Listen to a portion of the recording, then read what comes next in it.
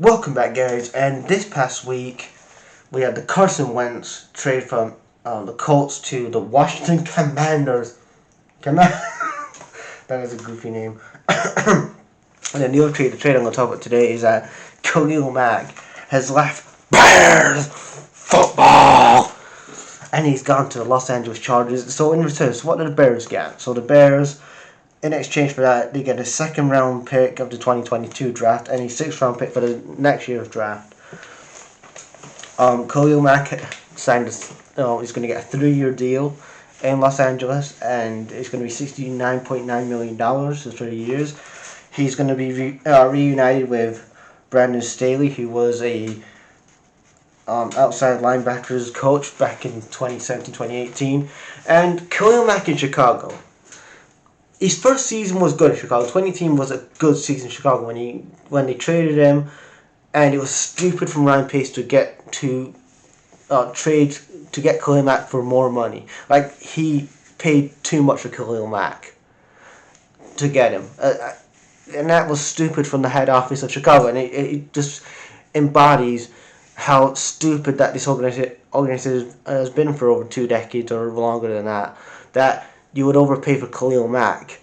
I like that with Ryan Poles and Matt Eberflus. Like, these guys are trying to get rid of the players that was from the previous regime with Matt Ryan and Ryan Pace, and they're trying to get their own vision on the team.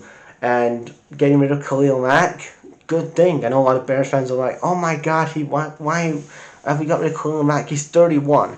And I said in my recap, if you haven't seen it, I'm going to put a link in the description box for the Bears edition one. But I said in my recap, the majority of this Bears roster is replaceable. You can replace the majority of this roster. Khalil Mack is no different. Like, Khalil Mack, yes, he was good in 2018, but he had one good season. You win the NFC North, you get to the wild card round, and you don't go any further than that. This is, again, under the Ryan Pace era when you had 2 playoff appearances, one with Khalil Mack, and then, I think we'll do like 2 with Khalil Mack. Anyway, you have a wild card round with Khalil Mack. You don't get any further. I mean, 4 years later, since he's left, have you got to any Super Bowls? You haven't. Have you got to any divisional championships? No. You've not even got to a Super Bowl yet. You've not got a winning Super Bowl with Khalil Mack. So letting him leave Chicago is the best thing because, like I said, Ryan Poles and Matt Eberflus can actually get who they want in this draft and say, okay, what does Chicago really need? We need a wide receiver. Because if you see the NFL last season, especially with the Bengals, they had a great offense and a not so good defense, and they got to a Super Bowl. That should be the mindset of the Bears, is that they should build around Justin Fields like the Bengals did with Burrow last season, and get a wide receiver and get people like a tight end and build around Fields, and then you think about the defense later. It's all about the offense and then the defense later, because you look at the Bengals. They got to a fucking Super Bowl last season. Yes, they didn't win it, but they were so close to winning it. And if Burrow didn't get sacked 8 times, he would have won the Super Bowl with a mid defense. Like, not every NFL, not every team you have that goes to a Super Bowl has to have an elite defense. Like, the defense can be mid, like the Bengals. I know they didn't win the Super Bowl, but they got so close, and they're going to go again. They're definitely going to go again in 2022 if they get the right people in the draft.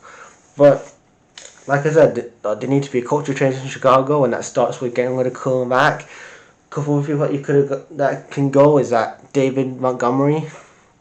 Allen Robinson's now a free agent. Don't re-sign him because, again, he's been in Chicago 4 or 5 years now. You still are in the same position. You're not challenged for any championships or any Super Bowls.